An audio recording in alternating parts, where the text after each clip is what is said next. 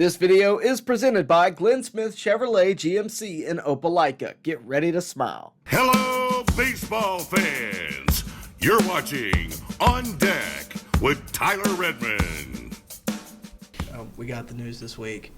Tommy Helms. Yep. Reds fans right now, they're outpouring love, for his family and obviously sharing a lot of memories. I know a lot of folks here were very close with him. I know you knew him well too. Mm-hmm.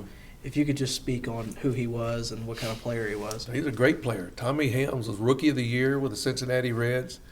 When Dave Bristol was here talking about him, he said, I had Tommy 9 of the first 10 years he played professional ball. So he had him in the minor leagues and in the big leagues. I mean, Rookie of the Year, Gold Glove winner, just a really good player. And unfortunately, they traded him away. He went to Houston in a big trade. And we got, some guys that really came over and helped the Big Red Machine. And then Tommy had a wonderful career. But, he's the type guy that always had a good attitude. He was always funny, loved life. He loved playing golf. He was a good golfer. And Marty Brenneman and I got a chance to go see him just a few days before he passed away. And it was like nothing was wrong. Life's good. I'm going to be okay. And so... and then on the way down here to this tournament, I get a call from Marty. He said he passed away 45 minutes ago. So, Tommy's in the Reds Hall of Fame. He's in he treated guys so good. He was a mentor to Johnny.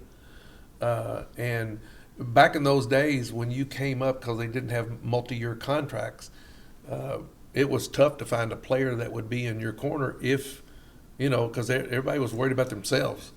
And I think what helped a lot of those young kids that were coming up, he and Pete were best buddies. So what helped is that, they all loved each other. They were playing for one goal, and that goal was to be a winning team. And they had some great teams in the early Reds in the 60s and 70s, early 70s. They just hadn't won it. And so, I love Tommy. And if you talk to anybody, I doubt you'll ever find anybody that'll say anything bad about him. I want to talk about one other guy from the Cincinnati Reds. Well, a couple. We got the news today about Tommy Helms. If you could give me your memories of him, playing with him, knowing him, following both of your careers, and just what type of guy he was. Got to the big leagues in '69, and he was one of the guys I backed up. Tommy was a Rookie of the Year, Gold Glove winner, played in the '70 World Series with us.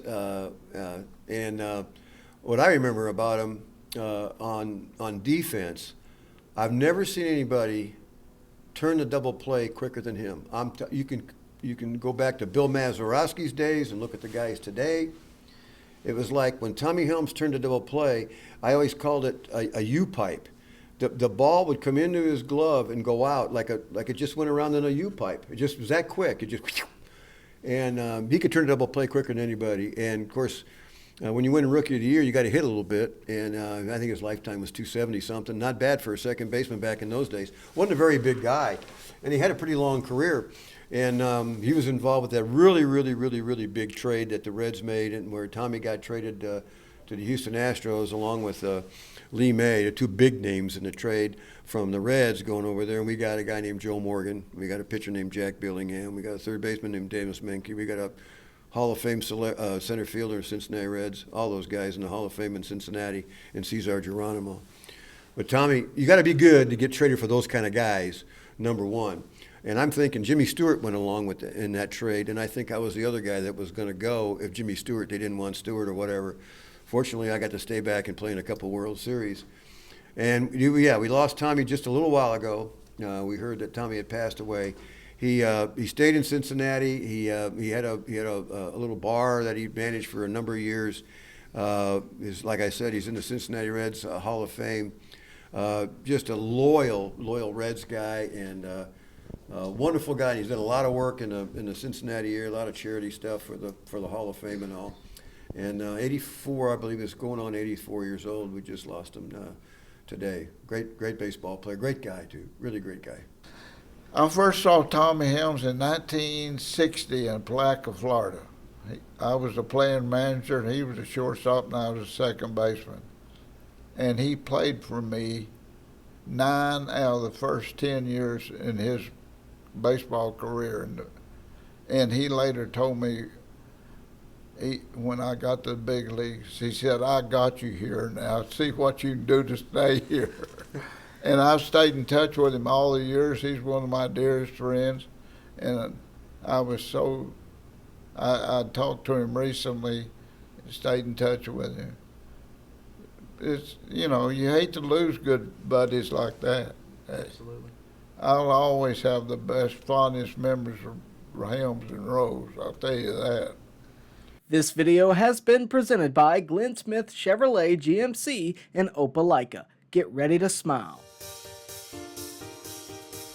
Baseball fans, make sure you like and share this video and subscribe to this channel. As always, thank you for your support.